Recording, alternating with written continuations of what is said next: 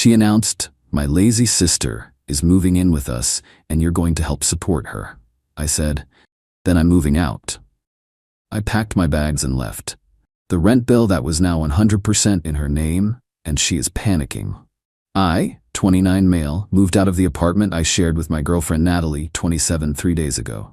Been together 4 years, living together for 2. Thought we were heading toward marriage. Turns out we were heading toward very different futures. Tuesday night, I get home from work.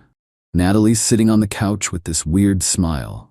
You know that smile people get when they're about to drop something on you and expect you to just roll with it?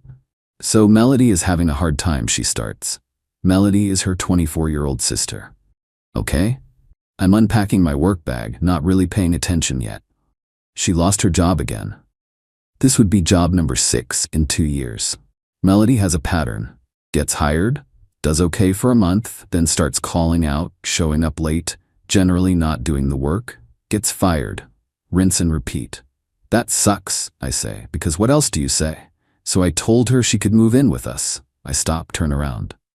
You told her what? She needs help, she's family. We have a 1-bedroom apartment, Natalie. She can sleep on the couch until she gets back on her feet. Here's the thing, Melody doesn't get back on her feet. She lands on other people's feet and stays there. She lived with their parents until they literally moved to a smaller place and didn't tell her the new address until after they'd settled in. For how long? I ask. Just a few months, and you're going to help support her until she finds work. Not we, not can you, just you're going to. No, I'm not. Excuse me, I'm not supporting your sister. If she moves in, I move out. Natalie laughs. Actually laughs. You're not serious. Dead serious. You didn't ask me, you told me, about bringing another adult to live in our 1-bedroom apartment.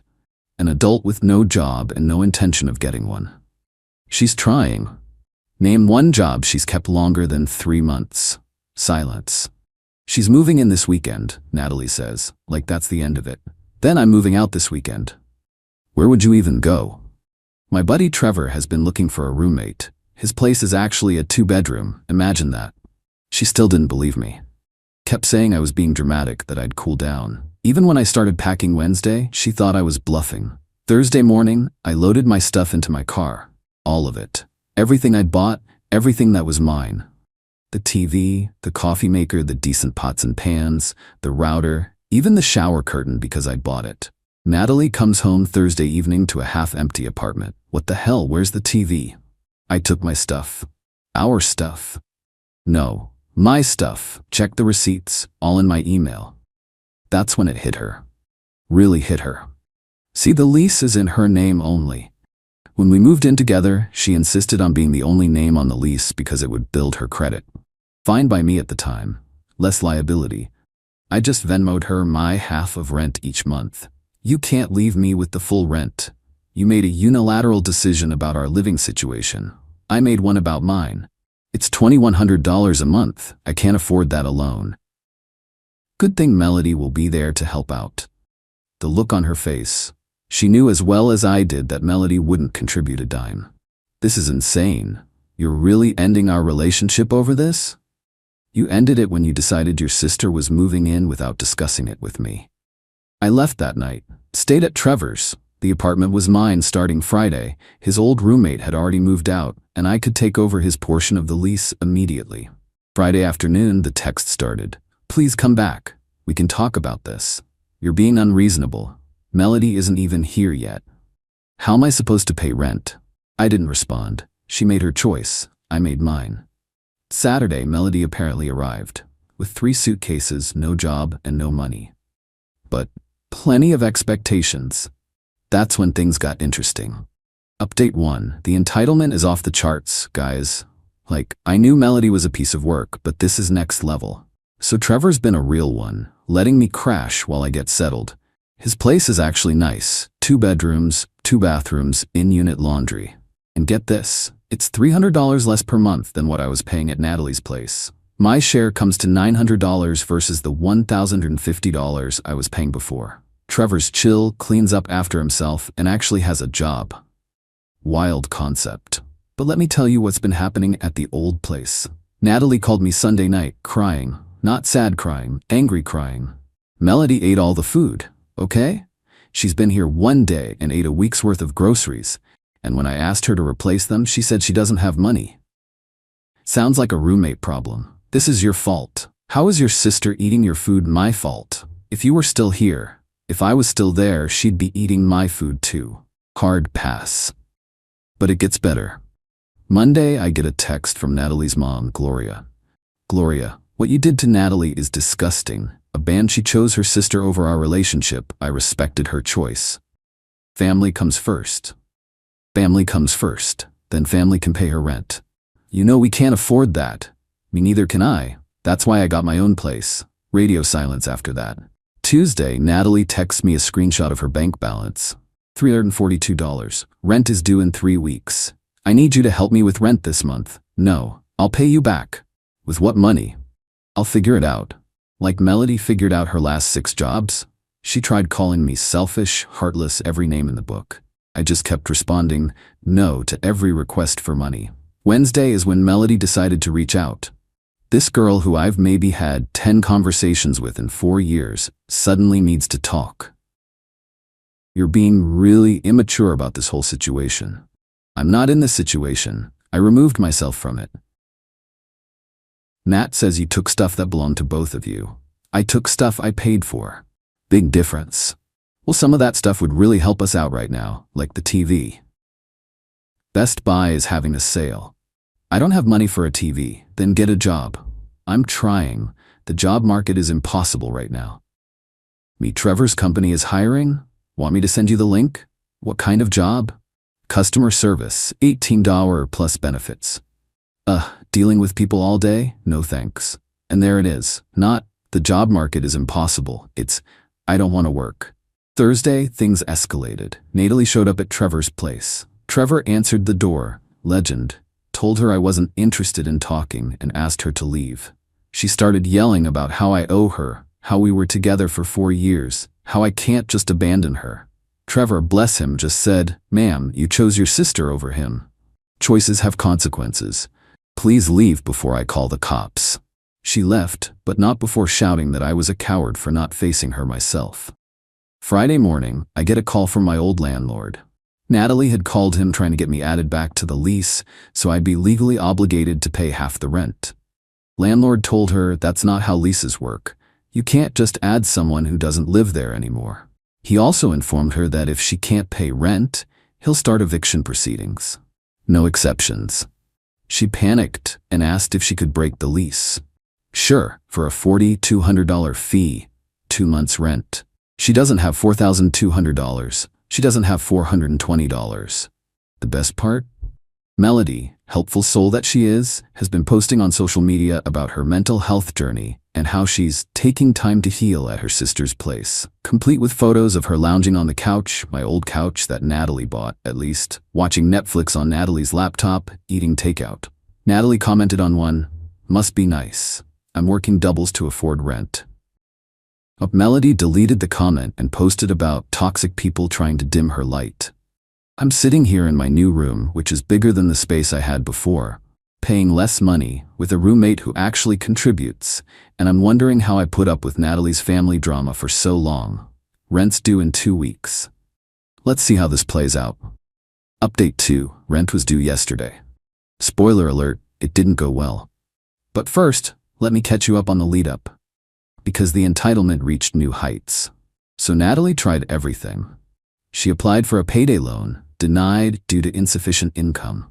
She tried to get a credit card, denied due to existing debt. She even made a GoFundMe titled "Help a Young Woman Stay Housed After Abandonment" that raised a grand total of $45, all from her aunt. Meanwhile, Melody has been living her best life. I know this because Natalie's friend Rochelle reached out to me. Rochelle is one of the good ones. She's always called Melody out on her crap. Rochelle, dude, you need to know what's happening over there. She sends me screenshots from Melody's private Instagram. This girl is ordering DoorDash twice a day on Natalie's credit card. Not just food, Starbucks, smoothies, snacks. Natalie's working double shifts at the dental office, and Melody's spending probably $60 to $80 a day on delivery. But here's the kicker. Melody has been having guys over. Different ones. While Natalie's at work. The neighbors have been complaining about noise during the day, music, voices, and other activities. Rochelle. Natalie doesn't know. She's too exhausted to notice Melody's been washing sheets every day. So while Natalie's killing herself to make rent, her sister is running a revolving door of Tinder dates through the apartment. 3 days before rent was due, Natalie made one last desperate play. She called my mom. My mom. Mom called me, confused. Honey, why is your ex-girlfriend asking me for $2,000? She's short on rent. Why is that your problem? It's not. That's why I moved out. Good, I'll tell her to pound sand. The nerve of that girl. But Natalie didn't stop there. She called my brother, my best friend from college, even my boss. Thankfully, my boss just hung up on her. Then came Thursday. Melody finally got a job. Want to guess where? If you guessed nowhere because she didn't actually get a job, you're right. She told Natalie she got hired at a boutique. Even left the apartment, dressed nice every day for 3 days. Turns out she was just going to the mall, hanging out, and coming back when Natalie got home. Rochelle saw her there, sitting in the food court on her phone for hours. Natalie found out when she called the boutique to surprise Melody with lunch on her first day. They'd never heard of her. The fight was apparently epic. Rochelle heard it from her apartment 2 floors down. Natalie finally grew a spine and told Melody she needed to contribute or leave. Melody's response? You can't kick me out. I have tenant rights. I've been here 2 weeks. She Googled tenant law and everything. Wrong move. Natalie called their parents, told them Melody had 24 hours to leave or she was calling the cops and reporting her for credit card fraud. All that DoorDash adds up. Their parents drove 3 hours to pick her up. The dad was apparently furious. Not at Natalie, at Melody. Turns out, they thought she actually had a job lined up when she moved in with Natalie. Melody had been telling everyone she was starting a marketing coordinator position. But here's where it gets really good. Yesterday was the first rent day. Natalie managed to scrape together $1,400 through her paycheck and selling some jewelry. She's $700 short. She texts me, I have most of it. Can you just cover $700, please? I'll pay you back next month. No, I got rid of Melody. Good for you. This is so cruel. We were together for 4 years, and you threw it away for someone who pretended to have a job to scam you. I didn't know she was lying. You knew she was unemployed when you invited her. You knew her track record. You chose this. The landlord already posted a pay or quit notice. She has 3 days to come up with the money or the eviction process starts. But wait, there's more. Remember those guys Melody was bringing over? One of them gave her a gift. Turns out it was bedbugs. Yup, bedbugs. The building management found out when the neighbors complained about seeing bugs. The whole floor needs to be treated. Cost to the tenant if it's determined they're the source? $1,500. Natalie is now $700 short on rent, facing $1,500 in pest control fees. Her credit cards are maxed from Melody's DoorDash spree, and she has an eviction notice on her door. She sent me a voice message last night, crying. Not angry crying this time, defeated crying, saying she just wanted to help her sister and didn't think it would end up like this. I felt bad for exactly 3 seconds. Then I remembered her saying, you're going to help support her. Not asking. Telling. Trevor and I are having a housewarming party this weekend. Sent a Snapchat to my story of the new TV I bought. 65-inch, 4K, got a great deal. Petty? Maybe. Satisfying? Absolutely. Rochelle texted me this morning. Natalie's moving back with her parents. The apartment's getting evicted. Her credit is shot. Melody's already posting about needing a new place to stay because family is toxic. 4 years together, and she threw it all away because she wouldn't have one conversation with me before making a major decision. Now she's 27, moving back home, credit ruined, and her sister is already on to the next victim. Me? I'm paying $900 a month for a bigger room, better apartment, drama-free roommate, and peace of mind. Best $900 I've ever spent. Final update. This is likely my last update because the situation has completely resolved itself in the most karmic way possible. Natalie got evicted. Officially. It's on her record now. She couldn't come up with the rent or the bedbug treatment fee. The landlord started proceedings, and she didn't even try to fight it. Just packed up and left. But here's what I learned from Rochelle about the final days. When Natalie told her parents she was getting evicted, they said she could move back home. But only her, not Melody. They were done enabling Melody's behavior. Gloria, their mom, apparently said, "We already raised you both once, we're not doing it again." So Melody needed a new plan, and boy, did she come up with one. Remember those guys she was bringing over?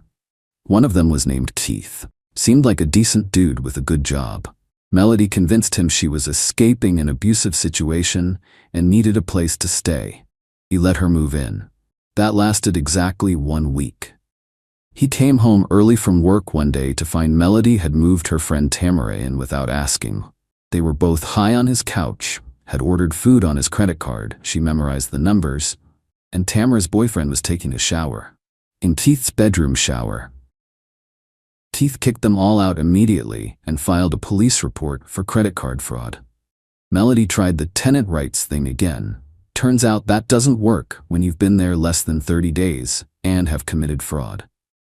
She's now couch surfing and burning bridges at record speed.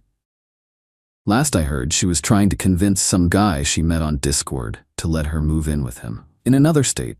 As for Natalie, she's working at the same dental office but had to pick up a second job at Target to start rebuilding her savings, living in her childhood bedroom at 27. Her credit score dropped 150 points from the eviction and maxed cards. It'll take years to recover. She sent me one last email last week, not asking for money or trying to get back together, just apologizing. I see it now. I see what everyone tried to tell me about Melody. I see what you were protecting us from. I destroyed our relationship and my life for someone who doesn't care about anyone but herself. I don't expect forgiveness. I just wanted you to know that I understand now. I'm sorry for not listening. I'm sorry for not respecting you enough to have a conversation. I'm sorry for everything. I didn't respond. There's nothing to say. Some lessons you have to learn the hard way. The funniest part? Their parents reached out to me through Rochelle. They wanted to thank me for having the backbone to do what they should have done years ago. Apparently, my leaving was the wake-up call everyone needed about Melody. They've all cut her off now. Gloria said, "We spent so many years making excuses for her. You refusing to enable her made us realize we were part of the problem." Plot twist though. Remember Trevor's company that was hiring? The customer service job Melody turned her nose up at? I mentioned the opening to this girl at my gym, Laura. She applied, got hired, and we've been talking. She actually sends me memes about people with terrible roommates, which is weirdly therapeutic. We're taking things slow, but it's nice being with someone who has their life together. Has her own place, own car, steady job, and get this. When she found out I had a cold last week, she brought me soup. Without me asking. Without complaining. Just showed up with soup and tissues and left them at my door because she didn't want to get sick too, but wanted to help. Basic human decency. Turns out it's not that hard to find when you stop accepting less. Oh, and the ultimate irony? The apartment Natalie and I shared? It's been re-rented to a nice older couple who both work from home. They can actually afford it because, wild concept, they both contribute to expenses. Rochelle said Natalie cried when she saw them moving in. I'm not gonna lie and say I don't feel a little bad for Natalie. 4 years is a long time, and she wasn't a bad person, just weak when it came to her family. But she made her choice. She chose her sister over our relationship, chose enabling over partnership, chose to make unilateral decisions about our shared life. And now she's living with the consequences. Literally living with them. In her parents' house, probably until she's 30, given how long it'll take to rebuild her credit and savings. Me? I'm thriving. Better living situation, more money in my pocket, no drama, and potentially something good starting with Laura. Turns out when someone tells you you're going to help support someone you didn't agree to support, the correct response really is just no. Best decision I ever made was trusting my gut and walking away. Sometimes the best revenge isn't actually revenge at all. It's just refusing to participate in someone else's poor decisions and letting reality do the rest. Peace out, Reddit. Thanks for following along on this weird journey. Remember, if someone tries to volunteer you into supporting their deadbeat relative, just leave. It's really that simple.